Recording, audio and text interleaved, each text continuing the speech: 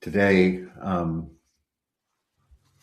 with Michelle Mitchell again, and it's always a pleasure to have you in these conversations, Michelle. Welcome. Thank you. It's always a pleasure to be here and be part of the conversation. The the notion of today's podcast is getting it right, and we all want to get it right. We want to get it right now, and there's a lot that goes into getting it right, and it isn't a rush. It's a process. I think it's a slowing down. As you and I were talking, Michelle, as we were getting started here, I was looking back on our relationship when you first worked with me and when you've taken my trainings and when you've launched and how that process has gone. And I thought that might be a good opening to this conversation because the people that are listening are in this. And the people that they're looking to are often in some stage of being in this, either in the middle or at different stages of having it behind them, which gives a lot of retrospective. It gives a lot of, okay, now I got that right. I got that right. No, I didn't. I missed that. But I got this right. No, maybe I didn't get that right. And the truth of the matter is, I've been doing this for 25 years, and I'm still in some of that. This is an evolution. So I think this notion again of getting it right is getting it right for now. And then expanding that, knowing that there's still more to come. Right. And even just since the time that since I've been, took your teacher training for the course, how many times have we iterated even just that course in the past few years? Mm-hmm. Right. And I think about the course that I took back in, what did you say, 2017? 2017. To now. And if you had just been teaching the same course as you did in 2017, there wouldn't be growth, right? But we're constantly iterating, changing with new information as we learn and we grow. And growth is such an infinite game, right? Because I'm certainly not the same person I was back when I met you in 2017, and I wasn't the same person in 2017 as I was at the beginning of my co-parenting in 2013. Mm-hmm. And so, we do what we can in that moment. But like you said, doesn't mean we're always going to get it right or that we shouldn't be growing and changing as parents, as co-parents, as people, as coaches. Mm-hmm. I think the evolution that I've watched has been less about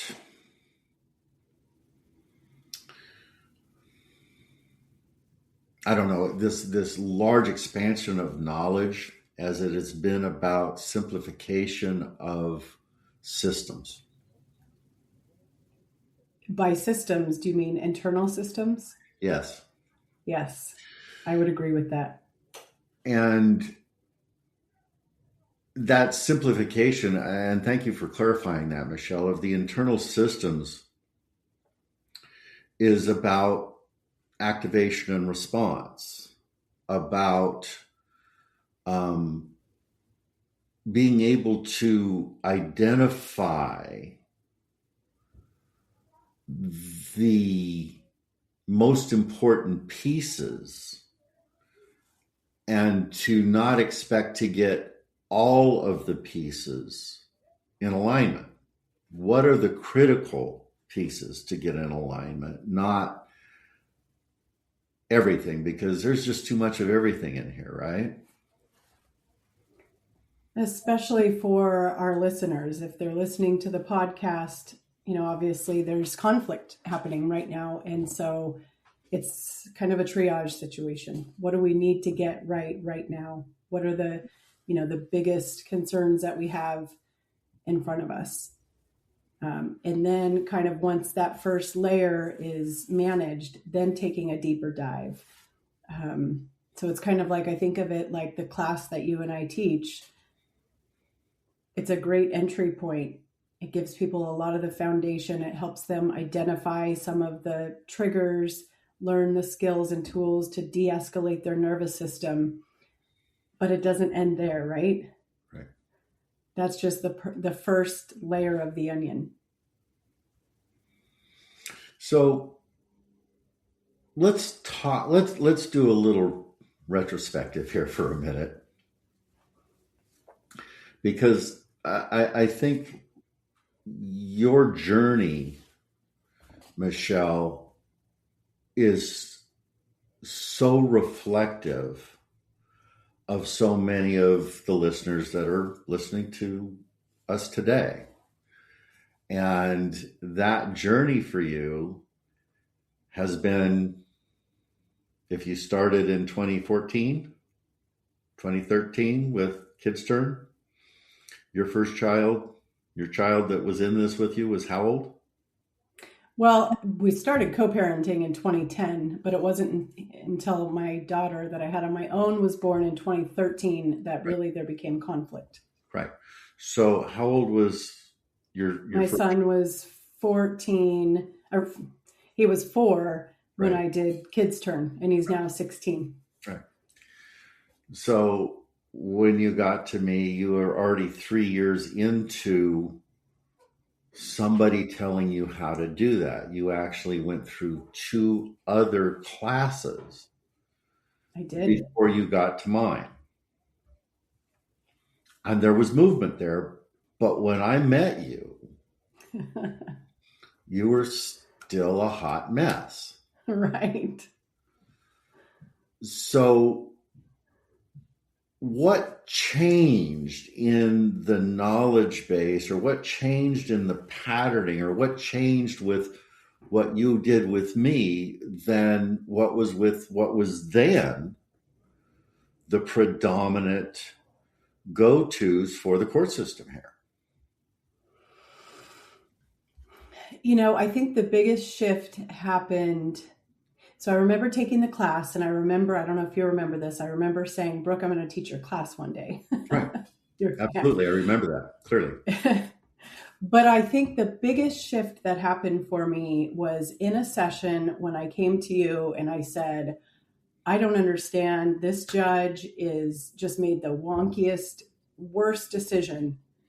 And I gave you all of the facts. And I remember you saying, that is the wrong decision for sure. But let's look at, how did you react? How did you respond in court when your co-parent was on the stand making false statements, which really threw me off, right? And we looked at my part. We looked at, how did you show up that day? And that was honestly the biggest shift for me, was being able to step into, yes, he did all of these things, and what was my contribution? What did I do to show the court that I'm contributing to the conflict? Even if he's the one who was, driving the vast majority of it. Like you've always said, it takes 2 to engage in conflict, 1 to disengage, right? And that was, I think, the biggest shift for me, was to really see my part and own it and step into that. So to me, Michelle, that's been the theme of everything that I've really tried to develop over the 25 years, is how do you get it right? Isn't an external piece. It's the internal landscape. It's the navigation of that, right? Right.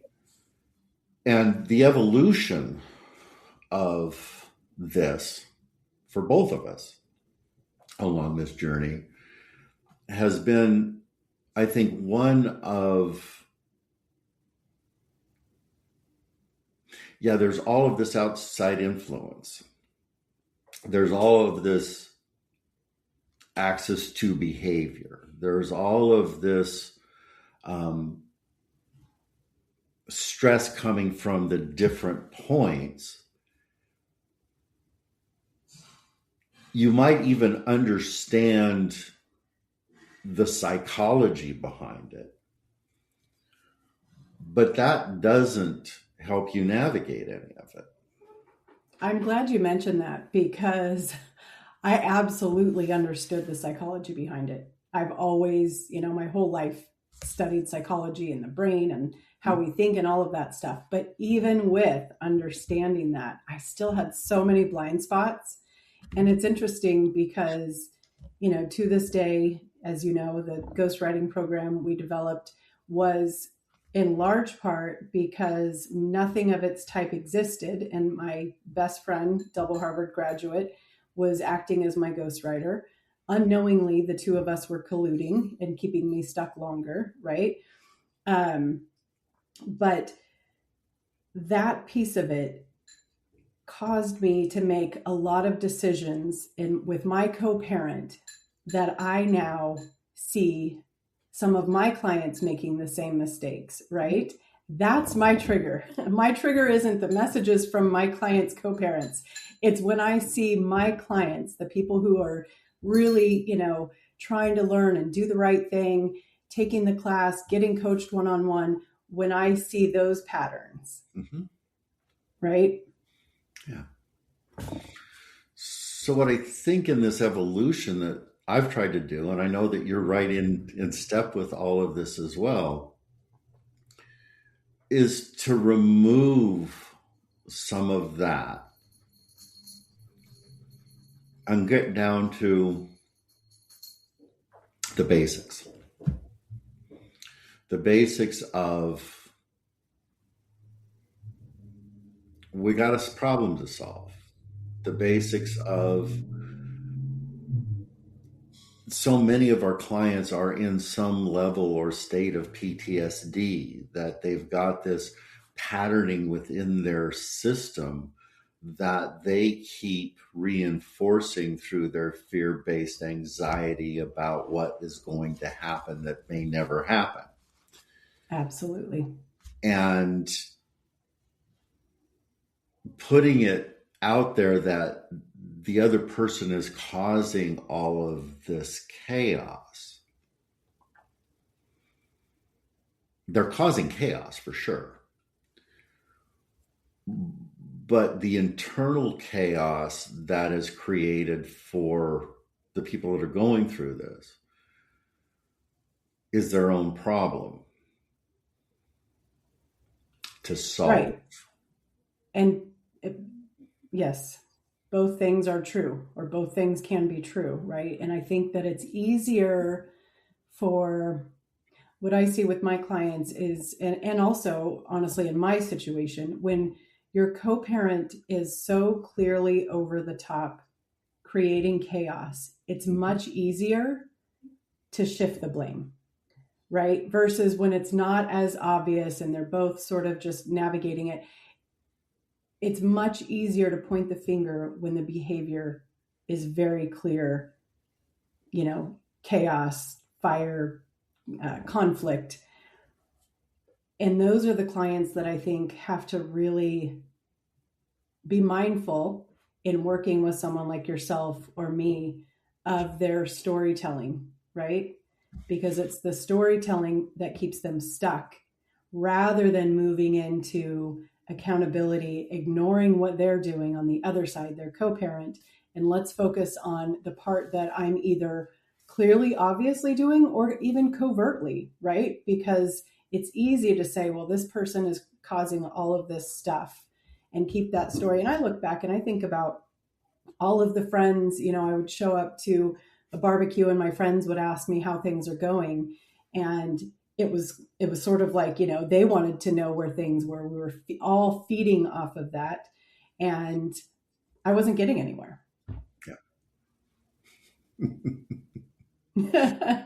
And I think, there's so many people in this space now coaching. And I know you and I have talked about this so many times, that, we're not pro mom, we're not pro dad. We work with both moms and dads. We're in this to help the kids have a better outcome. And I think that there are a lot of well-meaning people out there who are still stuck in the, 2017 version of myself when I first took your class. And, if you haven't worked through your stuff, you're going to be passing it along to your clients. Yeah. So the hook in all of this is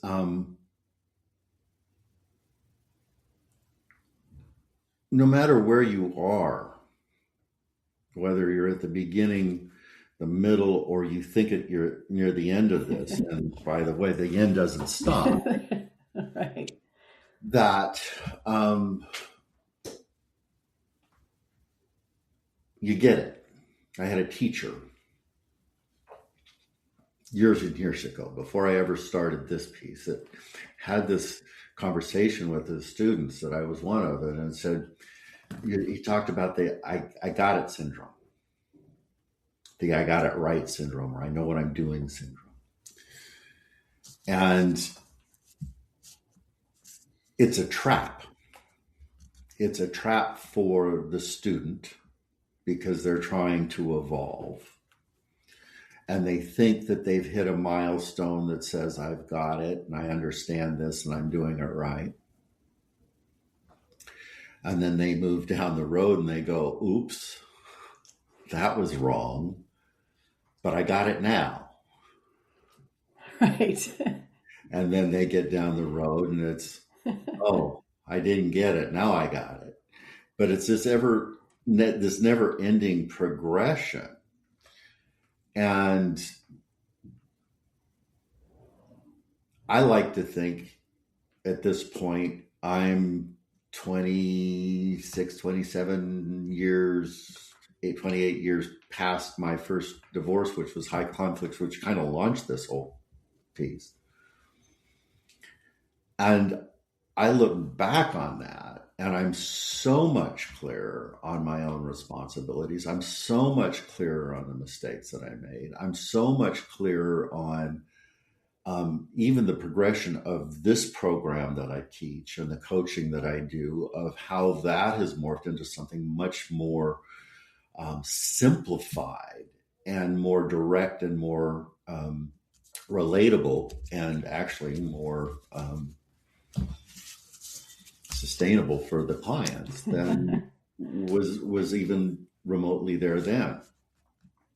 So getting it right, how do you get it right now? And how do we help our parents understand that getting it right is having the approach of having input to be able to take the responsibility for the change that needs to happen, and not abdicating that to a coach, to somebody else, but to their own internal process of making the mistakes and making the corrections. Right. And I think, and this is very simple, but just one thing that just popped into my head when you said that is, if you're coaching with someone and you ever hear them say, this is what you should do, or let me tell you what you should do, that's a sign that they're in their stuff, right? Because coaching is, we help them to uncover what's best for them rather than putting our stuff, our projection of our stuff onto their lives. And how they should move through the process. But to answer your question, I think the first thing is, like we talked about, and we talk about all the time in the class, is recognizing your triggers, right? For a lot of my clients, it's their messages. Now, they're getting triggered. I don't want to say this. They're getting triggered by the message, but the message isn't really the trigger, if that makes sense. Right. Because the trigger isn't even your co-parent. The trigger is something much deeper within yourself, that fear, that underlying fear that's causing you to get triggered by your co-parent who sent a message, which are just words on a computer, right? But the first thing is to identify what are these things that cause my nervous system to get dysregulated, to get triggered, right? And then the first step is, how do I take care of that nervous system activation so that I'm not reacting, so that I can respond from a neutral place? And then once I get to that, I get that baseline, I get that part taken care of. It's that triage model. Then I can start to unpack in a deeper, one-on-one session with a coach or a therapist or both, and understand what's that coming from? Because it didn't just pop up when I got divorced or when I started co-parenting. So what is that piece that goes back probably decades? That's the piece that I need to uncover and learn how to, I don't want to say heal it, but learn how to take away its power, I guess, really. So what you're talking about is being present, not being stuck in the past piece, not being anxious about the future piece, but being here. I think part of that, Michelle, and to get clear, and I know that you already do this, but I want to bring it forward a little bit, is in order to be able to do that, we have to have something that we can orient to. And in that high activated state, orientation has a tendency to go out the window. Right. It's like you get stuck in that piece in the past, and that makes you anxious about the piece in the future that are kind of related, but kind of not. And it takes the individual out of that ability to see that there's not a threat here, to see that this is okay here in the moment. And I think one of the most important pieces that we do as a coach, or at least that I do, and I think that you do as well, because I've done enough work with you, for crying out loud, that I've sat down and I understand what's important, what's truly not important, what's important that I can have an effect on, and what's important that I have no effect on. Yes.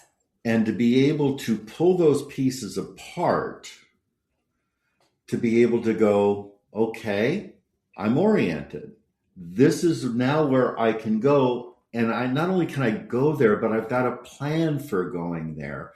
And if I don't have a clear plan for going there, I have a resource that I can reach out to and help me over that hump. Right. And that, to me, is the most basic thing that most coaches don't do. Right. They're in the mix with all of the minutia, and there's no clarity on what is important and what you can have effect on, whether it's important or not. Right. Right. Because a lot of the conversation starts with the pieces that you can't have an effect on, right? That piece that's completely outside of their control. And that's usually the part that is driving most of the anxiety about the future. Yeah. And the interesting thing in all of this, and it just sounds so stupidly simple,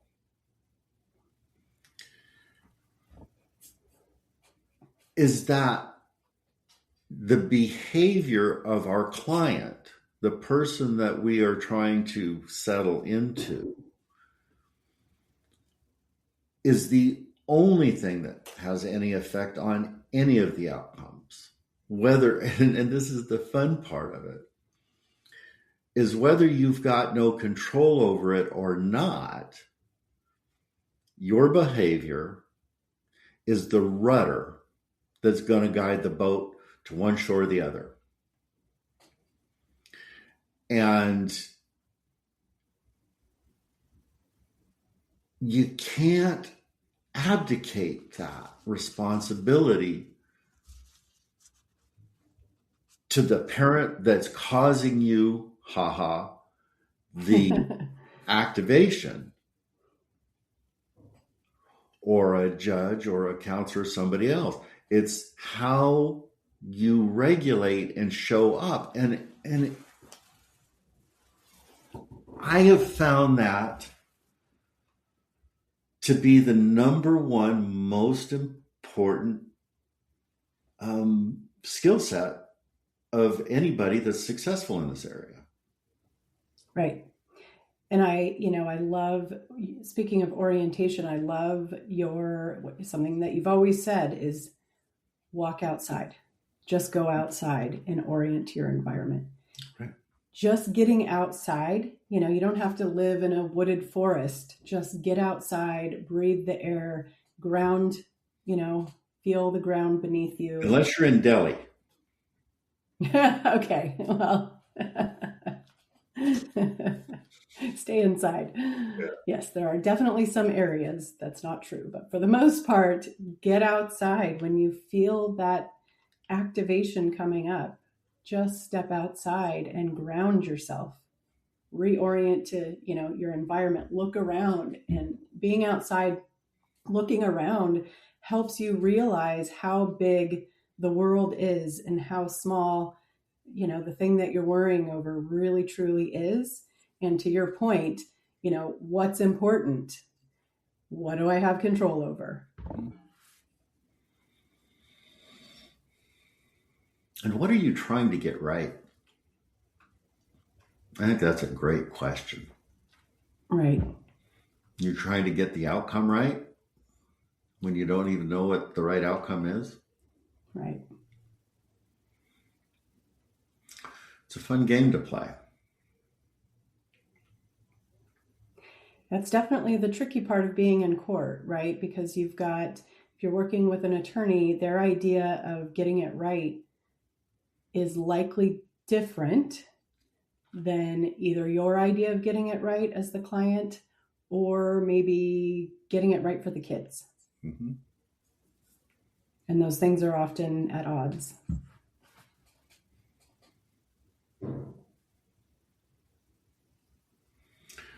Our kids are the reason that we're here in this mess. Our kids are the fulcrum of this fight. They're the middle of the tug of war. Right. And they are powerless to shift it. And the game here, if you will, is to protect them. Or so we think. But protecting them means what? Pulling them away? Or letting them go? Or giving them a model of a container that lets them feel solid in their own being, where they're not being pulled. So even if we're talking about loyalty binds, even if we're talking about alienation, I don't know a model that works. I just don't. Sometimes conjoint therapy works. Everybody does it. But by and large, the kids are either coached not to go, or they don't want to go, or they feel stuck in the middle, and there's not progress there. Does that make it worthless? No, it might open some doors later for some thought. Don't know. Dropping the rope, letting this figure its own stuff out. Does it work? Sometimes it does. Sometimes it doesn't. The only thing that I have found over the years that has a modicum of traction, something that really moves the scale in that parenting piece, and it doesn't happen overnight. Getting it right now doesn't happen, but having that solid stance of not adding fuel, not having that child in the middle, having an understanding of what you do that you don't know that you do that keeps that child stuck, the little contacts that keep them anxious, those pieces.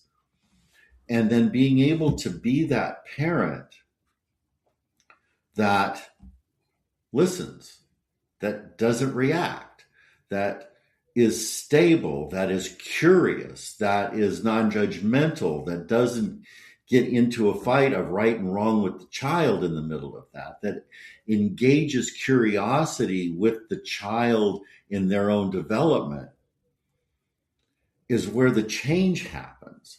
But if you notice what I just said, does not happen unless you've been able to disengage that reactivity from the other parent. That skill set is transmitted directly to the child when you get that one right. And that means taking personal responsibility and not making somebody else responsible that isn't capable of it. Does that make any sense? And that's all of it, honestly. Like, because you hit the bucket of taking accountability for your actions, because those are the only actions you have control over. Mm-hmm. You're not trying to get buy-in from your co-parent. You're ignoring your co-parent's behavior, and you're modeling for your kids, right? Because they're exposed to conflict. And if you don't show them a different way, they're going to do the same thing. Yep. As much as they say, I'm never going to end up like my parents, right? That's just how we're all wired. We right. either end up like our parents or we intentionally do things differently. And you've got to show them what that looks like, because if they're just stuck between two warring parents, they're not going to see that. And this is something I tell my clients all the time, is the long game is that you're focusing on your behavior, your relationship with your kids. You're focusing on modeling for them how you navigate conflict, how you parent them, what you're teaching them. And especially because if your co-parent is generally high conflict, they're going to have to learn how to navigate that piece too, as well as employers and coworkers, roommates, partners, all of it. So you're teaching them the number one skill, which is how you navigate conflict in a healthy, meaningful way. Yeah. And that means that in a healthy, meaningful way, the navigation of the conflict is always an internal process. It's always a curiosity, and it's always, I think, a disengagement. Conscious disengagement. Right. And I wanted to come back to one other thing that you said real quickly. You said we either do it the way our parents did it, or we consciously try to do it differently. On the side of consciously trying to do it differently, oftentimes parents think about that as doing it the opposite. So if I had an authoritarian parent, I'm going to be a permissive parent, and that doesn't work either. So, consciously doing something different requires the time and the discomfort of educating yourself about good parenting, because we've seen over the course of the last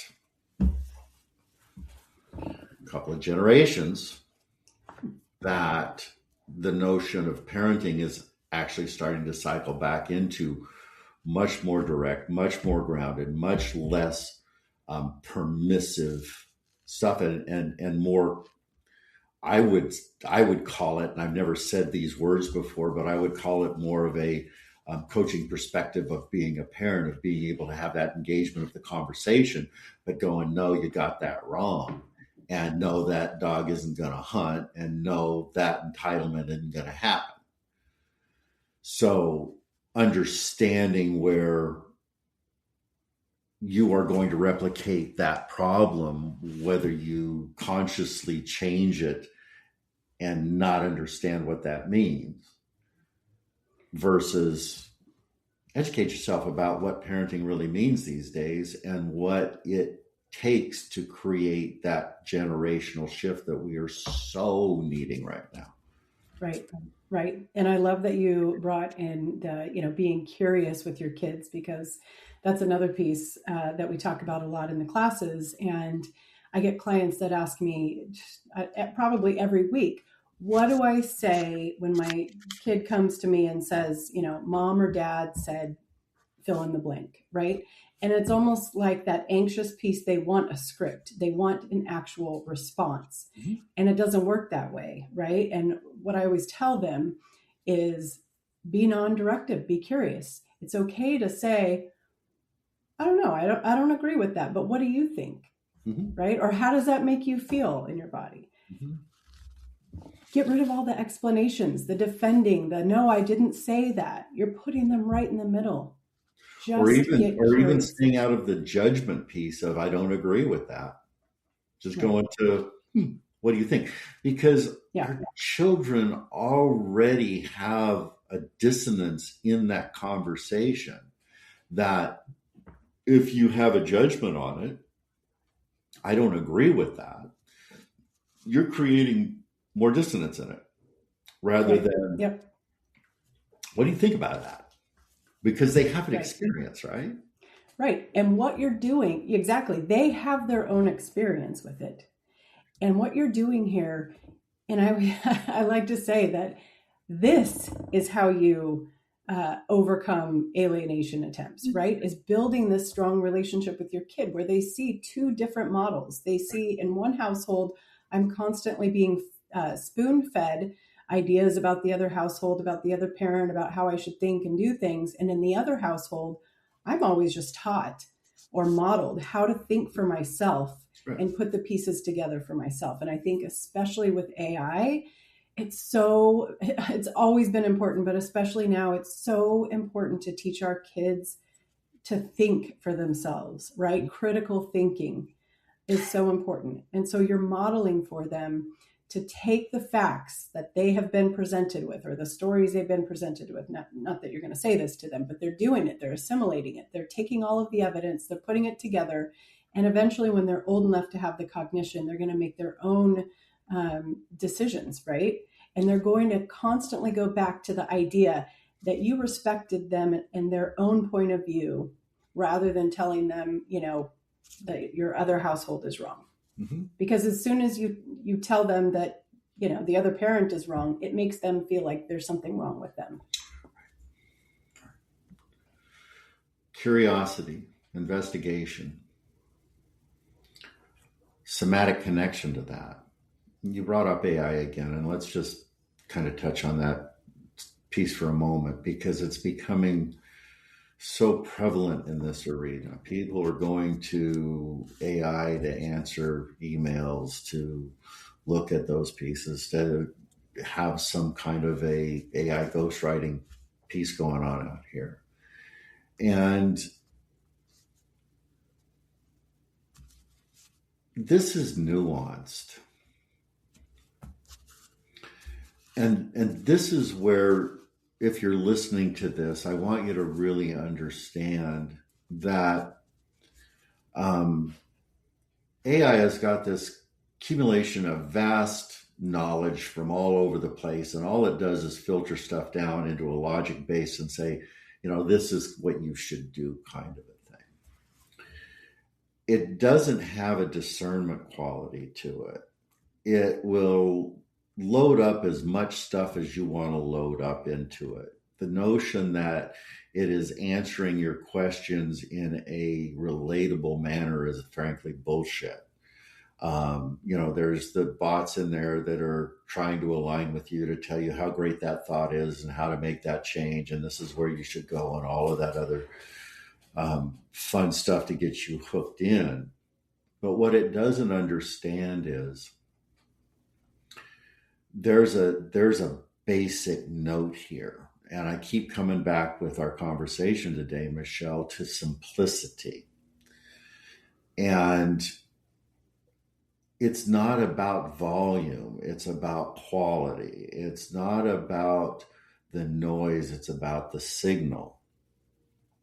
And the AI bots that are feeding you the information don't understand that the signal is specific to your situation, even though your situation is so much like all of these others.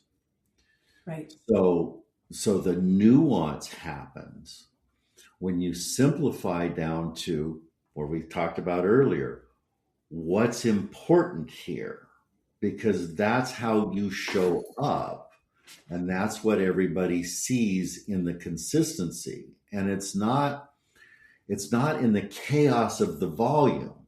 We can find trash cans full of stuff that the other person has done wrong that nobody is going to see, hear, or give a good goddamn about. Yep. But there are 3 or 4 things down here that are crucial to be able to, for you, the parent that's in this, to foundationally solidify and be able to put forward as the problem, the solution, without judgment.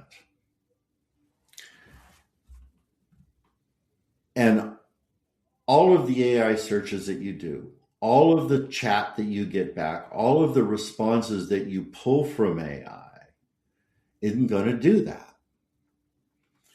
You need the human being behind the conversation that understands the distillation of this brew.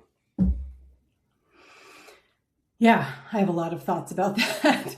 And I do think we're going to see, and let me just preface it with, I use AI for things. We all use AI for things. We're not saying that AI is bad. In fact, it's kind of funny. My marketing person who I work with, we joke because sometimes my AI Claude gets mad at him.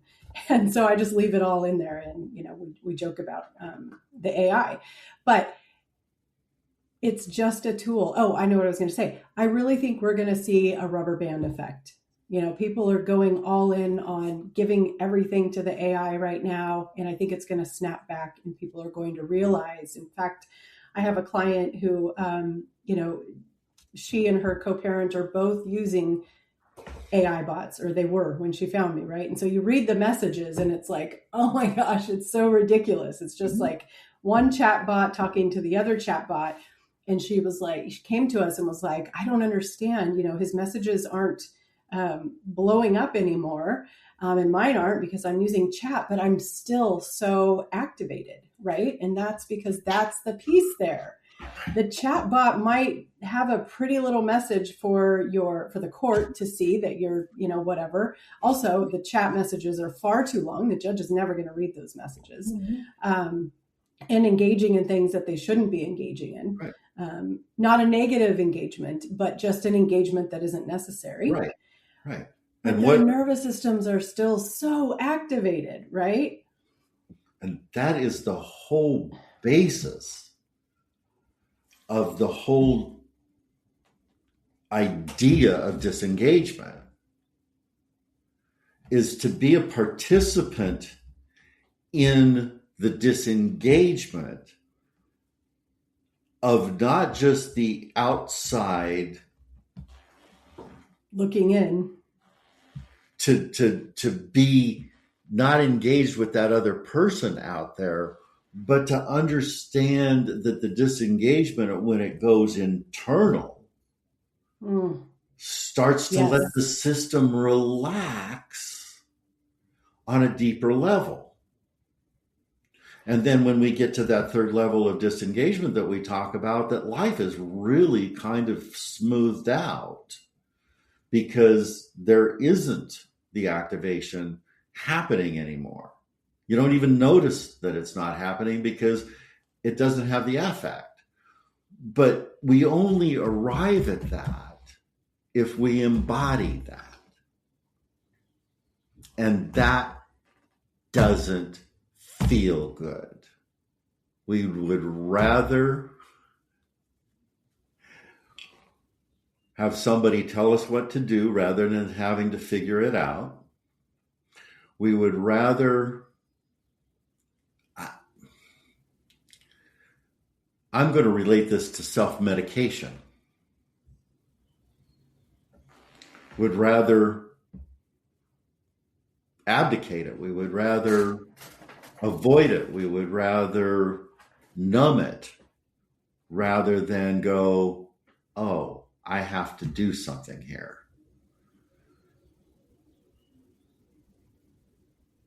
And our parents didn't build us that way. God damn them. It's not their fault. But it's our problem to solve. Right. And that's how we grow. And that's how we grow. And that's how we grow and continue growing, because it's, like we talked about before, it's not okay, I made it, right? Because for me, I don't really have conflict in my co-parenting relationship anymore. So, does that mean it's been about 5 years? Does that mean I just throw my hands up and say, I'm done growing?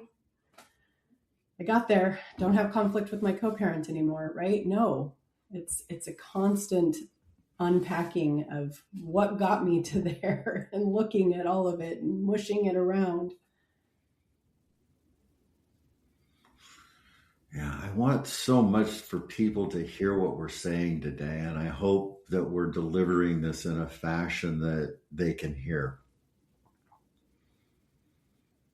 I had a conversation with a client this morning, right before we recorded, actually, and their argument is over school choice. And she had prompted an AI, one of the AI bots, and it gave her a very biff message, right? And it focused on what she thought was the most important part, but what it missed, and therefore what she missed, was the bigger overall strategy in the process, right? And that would have completely been lost. Like, the kid's going to go where the kid's going to go at the end of the day, and it's going to be fine no matter what. But it's about the underlying patterns, to be able to establish these underlying patterns that the AI bot completely missed. Well, and the strategies, we're here to help to try to navigate incomes, right? Or outcomes, right? Yeah, right. And in doing such, there's material that is appropriate to reach that outcome. And when we're talking about schools in particular, yeah, the kids are going to go to the kids that they're going to go to, and they're probably going to be all right. But we want to optimize that. Right, exactly. And there are pieces that we want to pull to optimize that. And there are things out there in school rankings, in locations, in logistics, and all of these things that play into the optimization of that. Strategically, that AI typically doesn't pull on. Right. And it doesn't know your kid. Understand that out front enough to prompt it to look at that, to do that. And who's going into those prompts? Who's really creating those? Right. The abdication is not the answer. And we're looking for efficiency. We're looking to save money. We're looking for a place to um, be able to have constant resource to. It's a resource. It's a valuable resource, and it's an inadequate resource. So, yeah, I had a client just recently. We were talking about this very conversation about back and forth in terms of just communication through emails. And it's like, yeah, I use chat all the time, and it's really working. Is it Working? Yeah. Is it working? I mean, you're not annoyed, but are you processing what's important here? Are you ignoring that there's something else going on in the background that you have just relaxed around, where you're not doing your job over here to really take care of the business at hand of your parenting and doing that in this environment? Because no matter what's in the chat, there's a behavior pattern that your child is showing up with. There is problems at school. There's problems at the play yard. There's problems over here that are arising in our own home because of what's going on. And you've abdicated that to the conversation rather than understanding that this child has a real need in this moment that you are not addressing, that you don't know how to address, that you need to learn how to address. Right. And if you're showing up to a barbecue and still giving your friends the, still story fondling about your co-parent that's creating all of the conflict, then AI is not really working, right? To use my own example. Right. Of course, that was way before AI, but you get the point. The stories. But I was prompting it, right? I was basically prompting my friends with all of my side of the information, and they were giving me back information that was gassing me up, just like AI does. Mm-hmm. Same process. It's just that AI processes much faster, and it's programmed intentionally to groom you. Yep. So I want to come back for a quick second and just come back to your journey here for a minute, because you talked about the differences of the programs that kind of set you on your journey. You've done a lot of other trainings. You've got coaching, you've got national trainings, you've got a lot under your belt.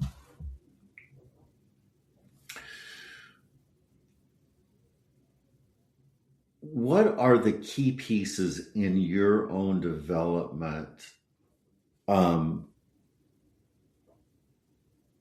that have really made the significant shift in how you do things and continue to influence your evolution? I mean, I think I've already said it, and I think really the biggest thing is, maybe if I boiled it down to the most simplest term, it would be catching myself. So catching myself when I'm not in my own integrity. And I mean, man, that's a big loaded question, Brooke. I'm trying to think of how to boil it all down, but I'll try to make it simple. Trying to, I've coached with you a lot, and one of, I think, the biggest assets has been having someone shine that light on the dark corners that I either was intentionally ignoring or subconsciously ignoring, or really just didn't even see that they were there. Mm-hmm. And carrying that through to catch myself. And I mean this at every level. I was actually thinking about this on my drive home from Idlewild yesterday, is catching myself even in the little things. Like, how do I,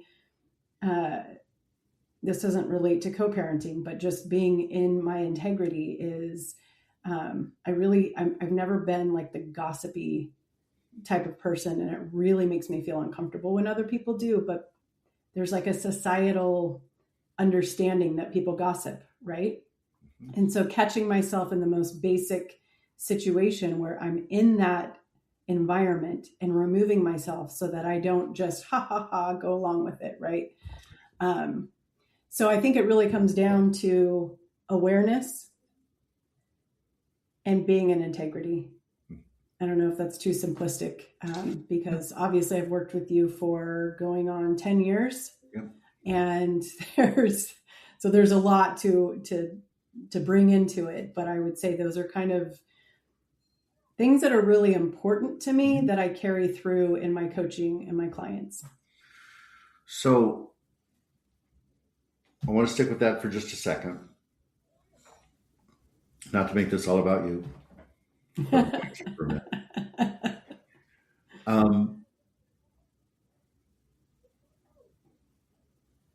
There's skill sets that happen here. And you've incorporated some of the same skill sets that I have over time.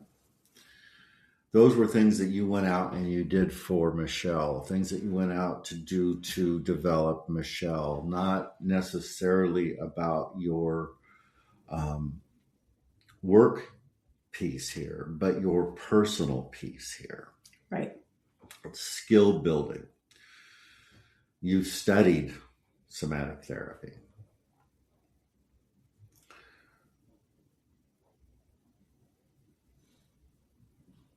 You speak the language of IFS, internal family systems. Right. You understand the developmental pieces and the parenting pieces and have learned what that means to bring those pieces together and embody them. Right. Because knowing them is different than embodying them. Right. Right. And that's where getting it right occurs, is in the embodiment of that. So if you are not, listeners, embodying the conversation, if you're not questioning your triggers, if you're not engaged in the internal conversation of where am I now and where am I screwing up, or where am I about to screw up, or where do I need to get some stability in this process, and you're just constantly in the chaos and the reactivity of this, friends, you're going to be there for decades, and not just because of this other person of your kids. You're going to get stuck in this pattern. And to work with somebody who challenges you to do that. When I was talking about this client that, was using AI, I brought him back to, okay, that's great, but what's that doing to help you affect your internal peace? Because you're not looking at the triggers that are coming in. You're just going blank with the numbness of the chatbot. That's not growth. That's not healing. And that is not moving forward with a template that's sustainable. So. Right. And that just made me think about something that comes up a lot in the coach training that you do and that I've participated in as both a participant and a coach with you. Because our clients often think that, whether it's conscious or subconscious, that their problems began when their co-parenting relationship began, or maybe their problems began in their marriage. We often hear things like, this is a totally different person than who I met, who I married, all the stuff, right? And if I think about my coaching journey, really began, well, I'm sure unofficially way before this even, but in 2008, way before I had kids, when I went through Martha Beck's life coach training. I went into that program because of those hidden parts of me, right? Mm-hmm. It didn't have anything to do with my co-parent. Right. It showed up really big there in me landing myself in that relationship to begin with. Yeah.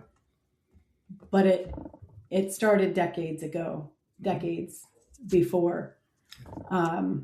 So it's a lifelong journey, and we're here to walk with you in that journey if you're open for it, because it's, I don't know. I feel like yesterday when I was driving home from a adult getaway with just myself and my dogs and no kids, something that I don't often get since my daughter is with me 100% of the time. And I was driving home and thinking, yeah, life is good. I don't really have, little complaints here and there, but life is pretty damn good. And yeah, we all deserve to be there, at least until my next bump. Journey is not for the Right. faint of heart. Right? Well, thanks for coming in and doing this again, Michelle. It's always a pleasure to talk to you. And hopefully for our Likewise. listeners that they've got some deeper sense of the conversation. I really am getting more into this notion of, if we're going to really do this well, let's just relax and have a conversation about what's going on. Let's not get all uptight about all of the stuff that's in it, but let's let it filter out and see what's really here, and then work from there. Uh, Yeah. Thank you. Michelle, how can our listeners find you? I'm on Instagram, co-parenting with Michelle. My website is coparentingcoach.com. My email is michelle@coparentingcoach.com. I'm on all of the other socials as well. So Okay. And we'll have all of that stuff in the show notes here as well. Um, and you can always find me at highconflict.net. We've been thanks, there for a Brook. long time, and we'll be there for a time to come, I'm sure. Everybody have a great time. Go have some fun. Take care of yourselves. Take care of your kids. And we'll be back here doing some more soon. Take care.